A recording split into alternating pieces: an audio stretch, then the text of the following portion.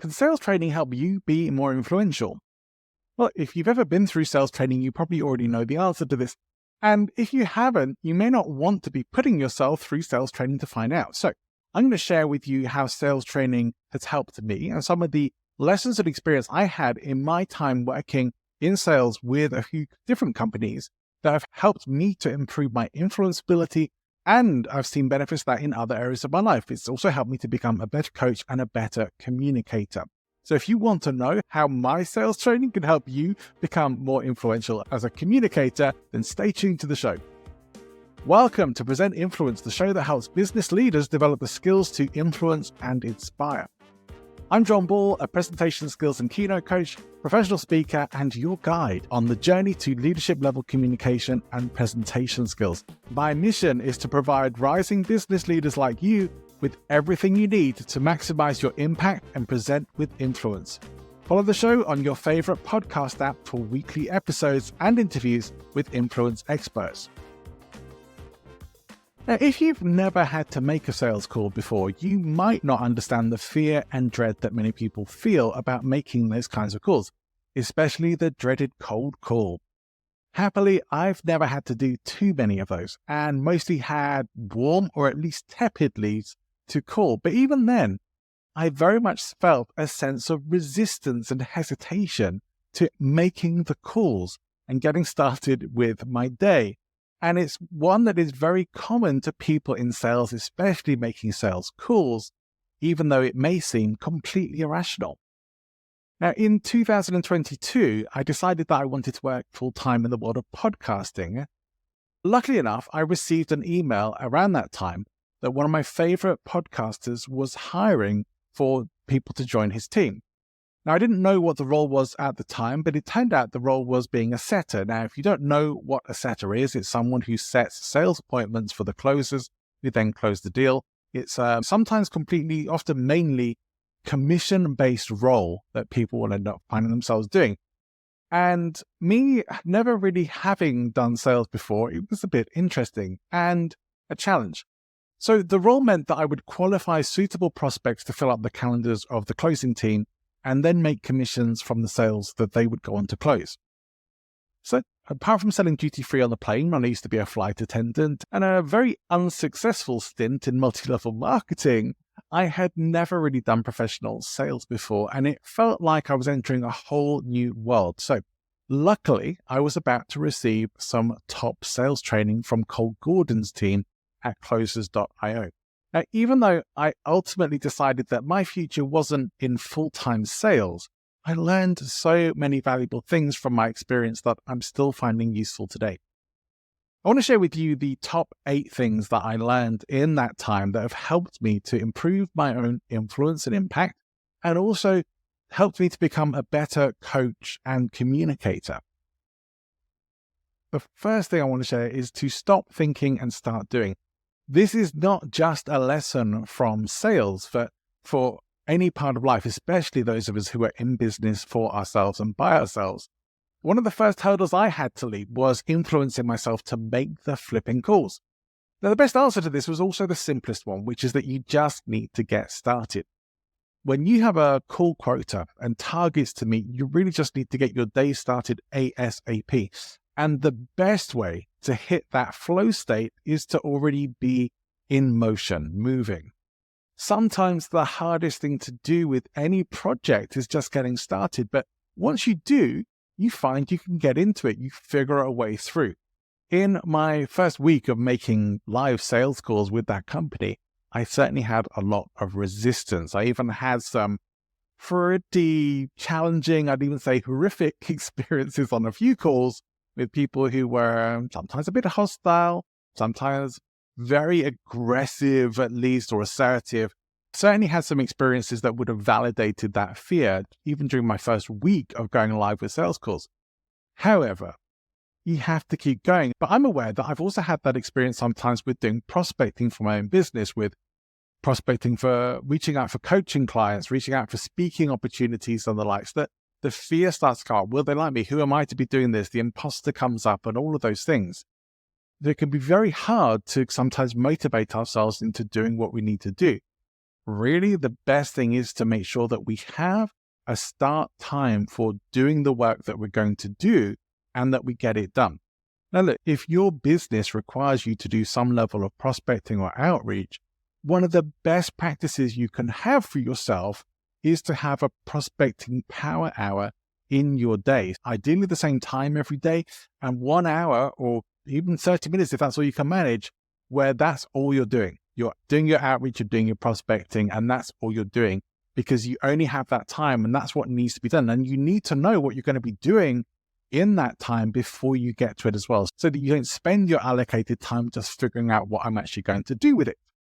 So it can be very hard to get yourself to do the things that you don't necessarily really want to do, but know that you need to do for your business. However, the more we can cajole ourselves into doing these things, the easier it becomes to keep doing them. The next thing is to go unscripted. Now, having a script can be really, really helpful. If you've ever been on the other end of a scripted sales call where the person you're speaking to is not going to deviate from their script, no matter what you say, no matter what you interrupt them with, they're going to keep going. That's no fun. You might as well be listening to a robot because that's what they're there to be. Starting with the script, though, can be very helpful because it's really useful to know what you're going to say. If you're a professional speaker, you may want to practice your speech that you're going to be delivering word for word. You may want to practice it as you've written it, but that's not really how you want to be delivering it. Otherwise, you're going to be reading from an auto cue the whole time, or you're going to be reading from your notes. And that's going to really damage your ability to connect and communicate with your audience. It's going to damage your influence. It's certainly a huge hit on your credibility. So having a script can be great for helping you to practice, but you really do need to do that and make it your own. So practice it so well that you can improvise around it, so that you can have some flow with it, and so that it doesn't come out exactly the same way every single time, because you're not an actor repeating lines on the screen. And even then, top actors will very often make something their own. Like, unless you're performing Shakespeare, where people are likely to know the lines and you don't want to take too much artistic license with that, then you want to be able to make a part your own sometimes where it's possible to do that. So having a framework or a checklist, those are the things that can actually allow you to go where you want and need to go in the conversation without the need for you to have a script and to be able to follow that exactly. We want to be natural on the calls, natural with the people that we're talking to, because we're looking to connect with them. We're looking to build a level of rapport with them. We want to be making real connections with real people. We are real people. Let's connect with people as real people. One of the times where I really see the whole scripted stuff come off badly for people, like having a podcast like this, I have a lot of people who want to be guests on the show. And that's wonderful. I'm spoiled when it comes to having people who want to be on the show and being able to choose the best from all those people who do apply, the people who I really want to speak to and want you to hear from. And so many of the applications I receive from people are just copy and paste stuff. In a way, it's similar to receiving those unsolicited emails, or those, if you're on LinkedIn, getting those LinkedIn messages from people who don't know you, offering products or services, saying, hey, I can help you with this. And you have no idea who they are. They want to connect with you. There's no relationship there. So that's why we have to connect, to develop some relationship with people. A really useful skill in terms of sales is that of finding the pain points and labeling them. Your job on a sales call to some degree is to diagnose the pain and circumstances of the person on the other end, or the prospect, as we will often call them in the sales world, on the other end of the line, and see if what you have to offer is actually the solution that they need. So you do need to be able to diagnose really well. This also means that we need to find out what they really want. We also need to find out what they've already tried, some of their challenges, their desire for change, all those kinds of things. And certainly we need to find out what their means are to be able to proceed with a product or a service that we may be offering them. But then we need to label what comes up for us as well. And there's a way to do that. And if you've ever come across Chris Voss's book, Split the Difference, he talks about something called tactical empathy. Well, that's where we're going to employ that here. So we might say something like, hey, Phil, it seems like you feel that no one listens to you at work. Is that right? If there's no pain, there's no sale. Simples, right? So tactical empathy. But let's use that. We need to put the tact into tactical empathy as well. So we don't just want to dive into pain I can tell you probably the most pushback I ever got on sales calls with people was going too quick into trying to poke at their pain, where people do generally recognize now that that's what you're trying to do. You're trying to get their pain points. You're trying to pull them out. And certainly if you have what we'd call a smart customer who understands sales and maybe is in sales themselves, is just going to be like a red rag to a bull, and they're probably going to get pretty pissed off with you. So be tactful about this. Your goal is to create some relationship here as well, but you need to lead into these things or talking about their problems in a natural way, rather than I'm just trying to turn up your pain points here. I do recommend, because this is relevant to negotiations, it's certainly relevant to all sorts of levels of communication. Episode 103 of the show, back when it was still Podfluence, with a guy called Mike Lander. Mike's amazing, a really, really good negotiator, has some different opinions to Chris Voss in the sense about splitting the difference and such, but still some great negotiation skills and some practical applications of things you can do to improve your negotiation skills. If that's relevant with you, it's episode 103 of the show. Now, here's something that surprised me. Too much rapport can derail your results. Now, sure, you want to be friendly with people, but if you get too friendly, you can find yourself spending half your time or more in small talk. And in sales situations, that can mean becoming less detached in evaluating and potentially helping the person on the call with you, because the more you like them, the more you want to see them be able to get what you want to help them with and get through, which can mean you end up qualifying people who really aren't qualified. We just want enough rapport to have a good conversation, but enough distance to be able to maintain control of the conversation, because we want to be the person asking the questions. And we also want to have enough distance that they don't just feel that we're there that we're going to give them whatever they need or whatever they want. They need to know there is still a professional distance there, kind of like the distance that a director might have between someone at a much lower level in the company. They could be friendly, they could be really welcoming, they could be the nicest people possible, but they have a professional distance from you. So you can still have the rapport, there's still that gap, you can still like each other, but when you're talking to them, you're there to talk business, you're there to get on with stuff. So sometimes those lines get blurred in professional relationships as well, not just in sales situations, where we can find ourselves being pulled into all sorts of conversations and problems that are going on in people's lives. It's been shown in studies that one of the biggest productivity problems in a lot of businesses, especially open plan offices, is people talking to each other. Not their mobile phones, but people actually just talking to each other, because people get caught up in each other's lives and problems. And quite often, a lot of us would much rather be talking to someone else than getting on with our work. So that can be a huge drain on our productivity and on our ability to create, and certainly on our ability to have influence with the people, because if we're too involved, we're not leading them anymore. We're too much on the same level. We still need to be in a position where we're able to ask the questions, we're able to lead them to where we need the conversation to go. Your time is too valuable to be wasted on long and unnecessary conversations. So just remember that the number one time killer in office is too much rapport, too much small talk and conversation with other people.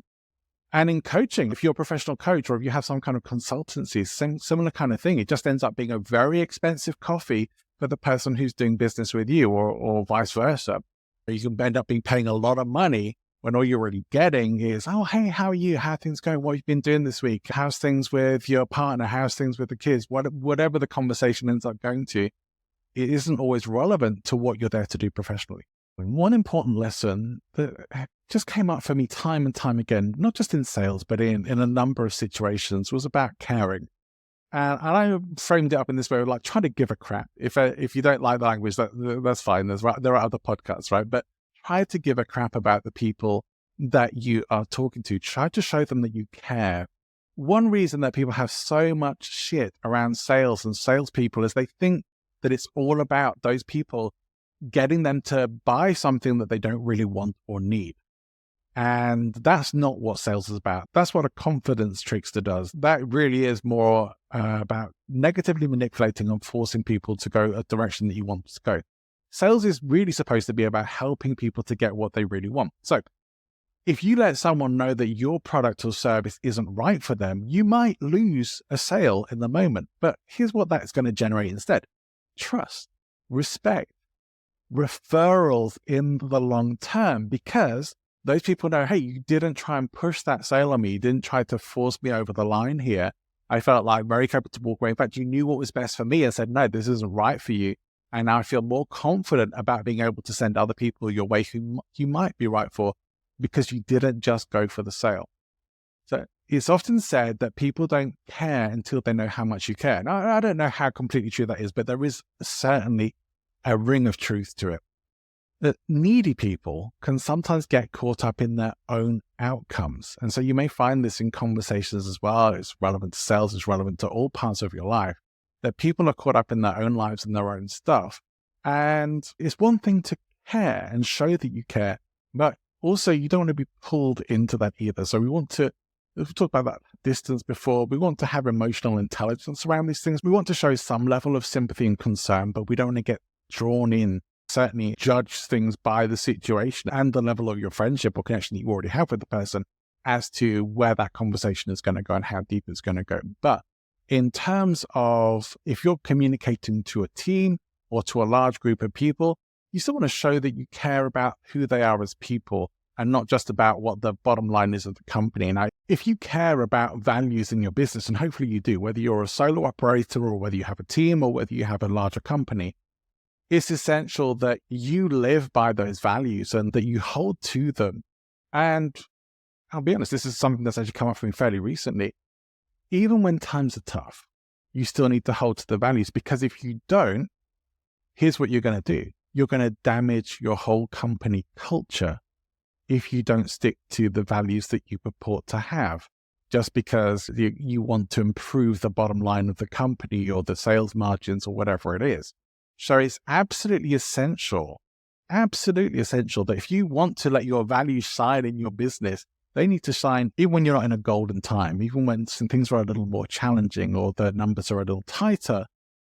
You still need to stick with that and show the people that you work with that you care, and maintain a culture in your business that shows that you care about people and you care about the culture of the people working with as well. Because one thing you don't want to have is a culture where people feel like we say we have these values, but we don't actually follow through with them. We say we look after people, but I don't feel safe in my job. It's not good, not healthy. Now, every good boy and girl scout knows this motto, which is to be prepared. And this is such an important life motto. It certainly applies in sales. It applies in so many other areas as well. So in sales, it means really making sure that you're ready for the day ahead, that you are emotionally ready, that you are armed with all the information that you need, and that you have a good sense of how your day will go. So this can relate very much to your competence.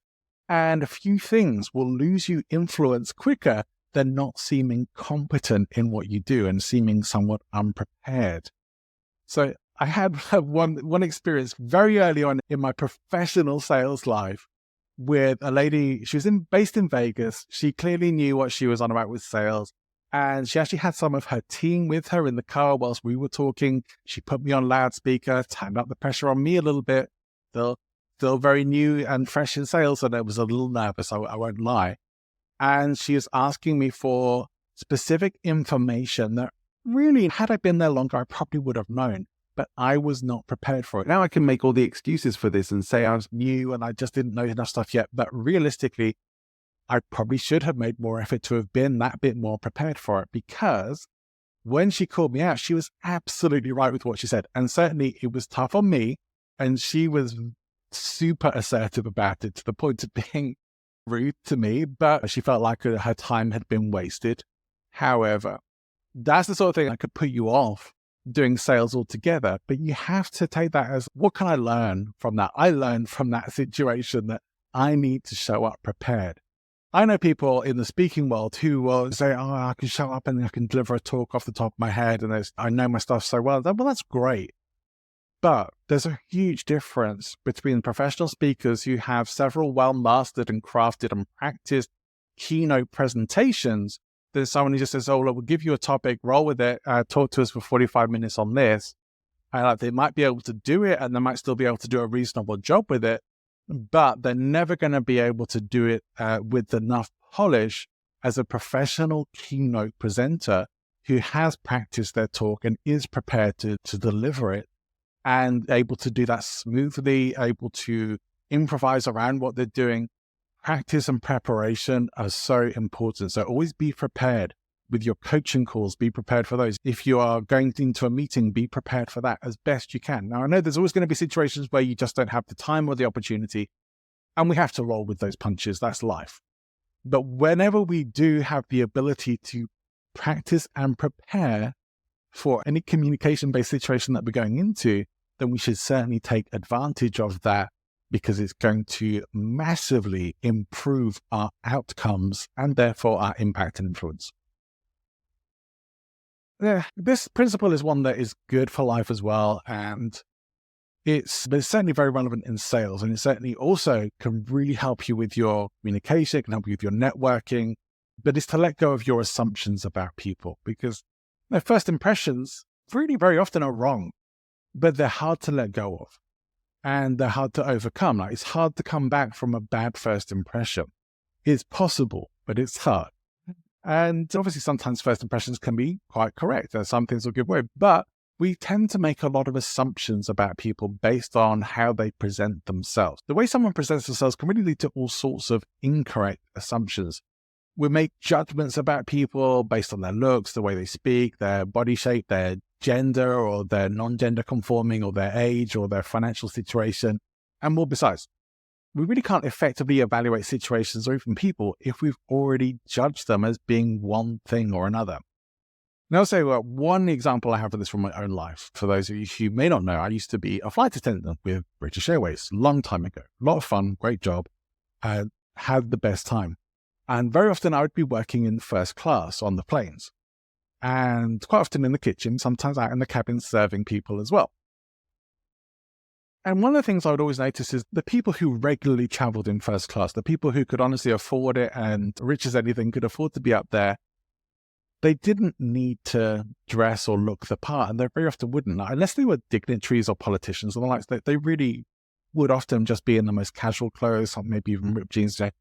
Certainly the Hollywood stars and the likes, jeans and t-shirts, casual stuff, they did not have to make an effort. But you compare that, were they generally better dressed or not than the people in business class? Probably not. Like, the people in business class who weren't in first, either maybe they couldn't get there, maybe the first class cabin was booked, but often it was the people in business class often wanted to be the people who'd be in first, and they would be very often the people in suits. Even though they might not actually be coming or going to work, they would often travel in business attire because they want to look the part there and they want to feel like they're suitable for upgrade as well, should that opportunity arrive. Fair enough. However, if you were to put those people side by side, well, who has the most money, who has the most influence, who has the most power, unless you know who the person was, if you judged it on how they were dressed, you would potentially think that the business class passenger had more money and influence and power than the person in first class who potentially has a lot more. No, again, you just don't know. It could be the case, but it also very well may not be. It's making those judgments based on how people appear to you. Like, I used to know a guy who has owned several businesses, really, really successful guy, and would always show up to some of the poshest places in a white t-shirt and ripped jeans. And sometimes people would even try and turn him away. He even got turned away from a car showroom that wanted to test drive a really posh sports car because he didn't look like someone who had that kind of money. Be careful of making these kinds of assumptions about people. Now, I'm not saying that you should just assume that everyone has lots of money and is rich. Just saying, just try and be aware that if you're making assumptions you don't really know. We sometimes make assumptions about people based on how attractive they are. And often they can be wrong, because someone's attractiveness can sometimes cause us to think better of them than perhaps we should. Sometimes we'll make assumptions about people thinking that they look very well polished, they maybe look very attractive, they maybe look in great shape, and we think they must have a perfect life. Maybe they have an attractive partner, beautiful looking children, all those kinds of things. Oh, how wonderful and perfect may their life be. And that is an assumption. Everyone has got stuff going on in their lives, pain in their lives. That if you knew other people's reality, you wouldn't trade places with them in a moment.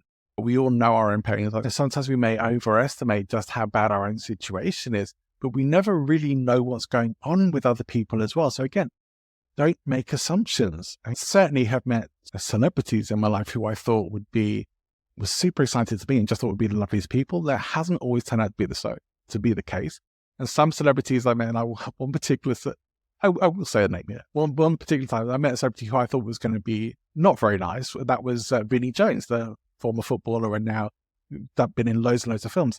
And my encounter with him, he was absolutely delightful. I had a preformed judgment about him from the media, I guess, that turned out to very much not be the case. He was really nice to speak to and a super nice guy. So it's very easy to potentially make bad judgments about people. Like someone who I didn't think much of before, I ended up coming away really liking and thinking, what a nice person.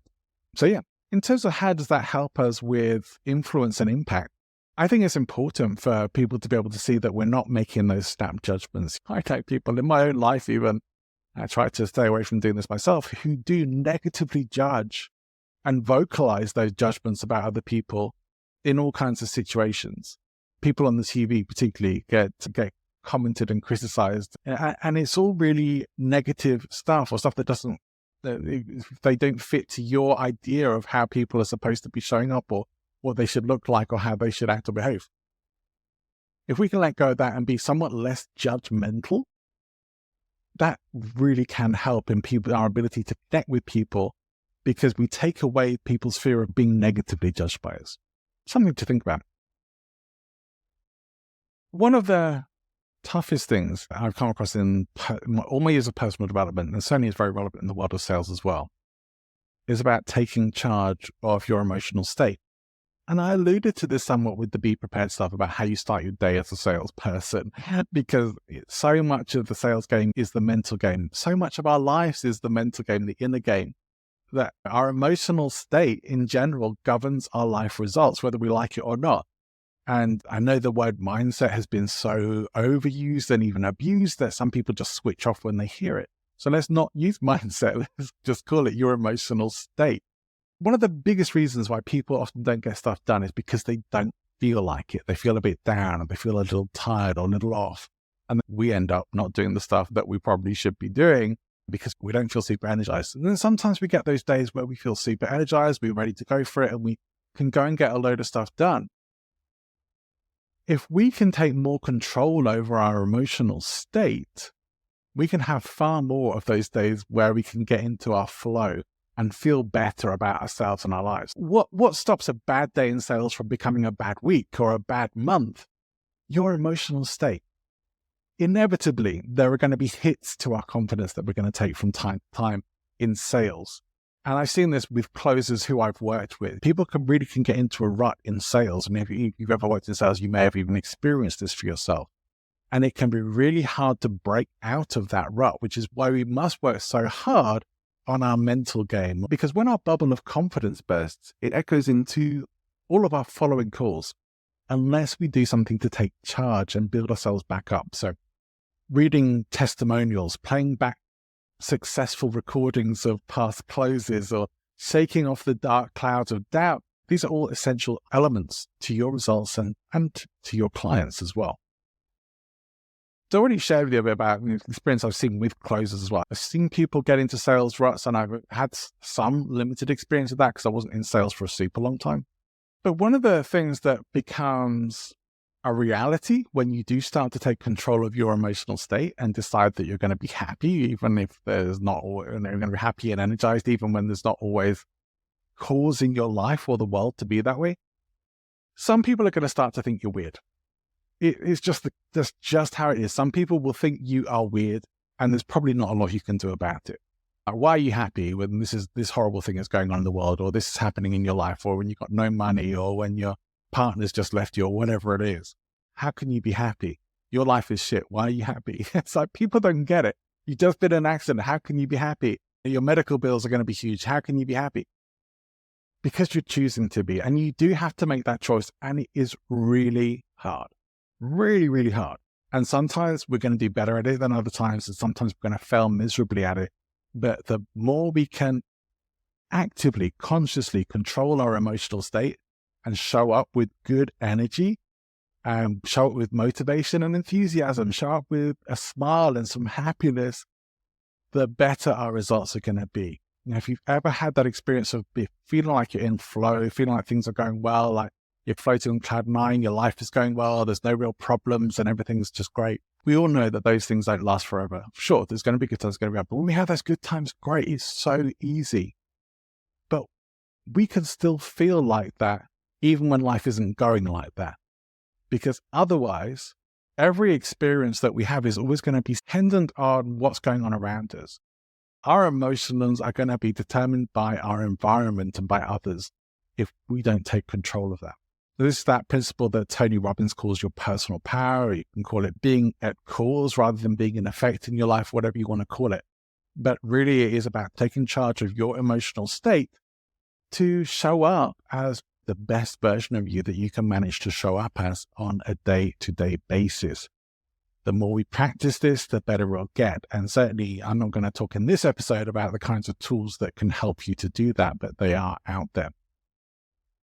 So look, one of the reasons why sales training is not a one and done event is the implementation of these kinds of concepts and principles just doesn't happen all at once. It really does take time to build them up, and certain elements in sales have to be practiced. And certainly what I've shared here in this episode is by no means exhaustive of all the things that might help you generally in your communication and your influence and your coaching, whatever else you do in relation to influence and impact. So everything here, everything we've talked about needs to be practiced, focused, worked on. One of the things I really loved, there was a journal that I've used a few times, which is the Daily Stoic Journal, and I really liked it. But one of the things I really took away from that was going and practicing particular skills, particular thoughts and ideas and concepts and taking them into the day because they need to be practiced. It really is one thing to know something in your head, but quite another to live it and to practice it. If you took just one of these principles or elements this week that is one that you maybe know you don't do so well at, and perhaps it's about not making judgments on other people, perhaps it's about practice, and focus on just growing and improving on that over the next week. Forget about the others, come back to those another time. You're going to make some big improvements with that one area. Focus makes a huge difference. If you try and implement all of these 8 principles or ideas in one time, you're not going to see a lot of change. You're just going to have the concept of it, but you're not going to see a lot of change. You're just going to know it consciously, but you may not do it. But taking one of these concepts can be very transformative, and you can then continue to build up on that. So as you get better at it, if you take emotional state management as a concept to focus on this week, work on that every day this week. They do something. Maybe you're going to use some music. Maybe you're going to use some declarations or affirmations. Maybe you've got some testimonials or some handwritten notes, or there's some client recordings, some recordings you can listen to that went of calls that went really well or meetings that went really well for you. Use those to build yourself up and look at what went well and how good you felt this time. Relive those emotions. Put yourself back into those positive states. You're going to feel so much better. So pick your one element that you're going to work on this week and see if you can make some serious progress by focusing on that. Now, if you're really up for this, let's check in again next week and see how you got on. So the show is back, renamed and rebranded. Now, this podcast has probably been through at least 4 name changes and a few different pivots. And yet I've always really tried to keep things very much directed towards improving influence and persuasion skills. And I really want to focus that in now on helping those of you who are either at leadership levels or want to be at leadership levels in terms of your communication skills, your presentation ability, to develop you and help you turn up the dials to be able to reach those heights, because you absolutely can. So I'm going to be bringing on more guests in the future who are going to help you to do that as well. So I'm moving things a little away from focusing on podcast guesting, although that may still come up from time to time, and much more into leadership level communication skills. Present Influence is back with weekly shows to help you boost your influence and impact. I hope you'll join me. I look forward to seeing you next time. Have an amazing week.